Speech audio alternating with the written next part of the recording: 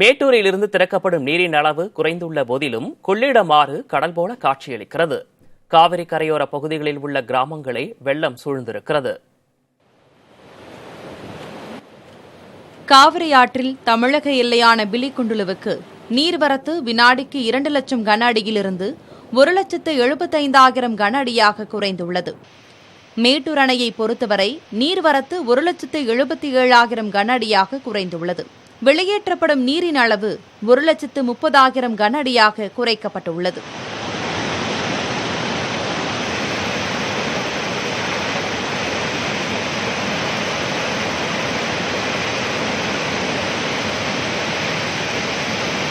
ஆயினும் காவிரி செல்லும் பாதைகள் பொங்கி பெருக்கெடுத்துக் கொண்டிருக்கின்றன.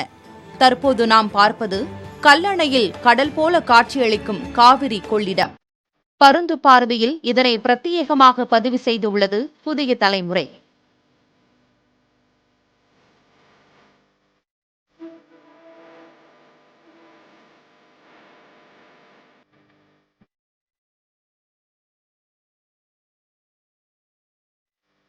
திருச்சி முக்கொம்பிற்கு 2,13,000 கன அடி நீர் வந்து கொண்டிருக்கிறது. 1,43,000 கன அடி நீர் கொள்ளிடத்திலும் 70,000 கன அடி நீர் காவிரியிலும் திறந்துவிடப்படுகிறது.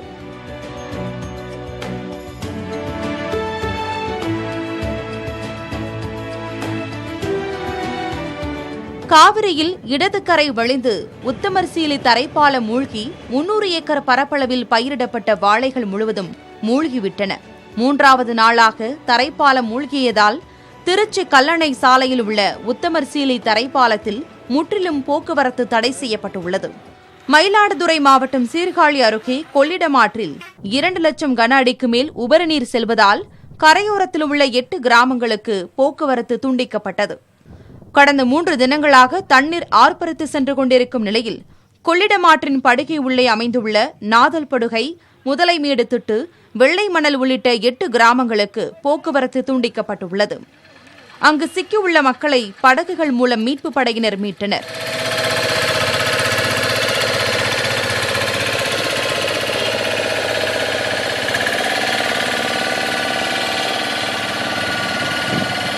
அரியலூர் மாவட்டம் கொள்ளிடம் ஆற்றில் தண்ணீர் ஆர்ப்பரித்து செல்வதால் ஆற்றை ஒட்டியிருக்கும் அணைக்குடி கிராமத்தை வெள்ள நீர் சூழ்ந்தது.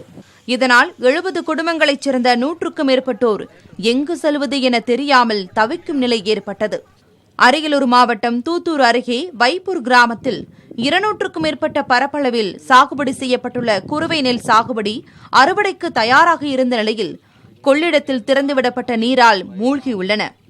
மேலும் பருத்தி, சூரியகாந்தி ஆகியவையும் நீரில் மூழ்கின.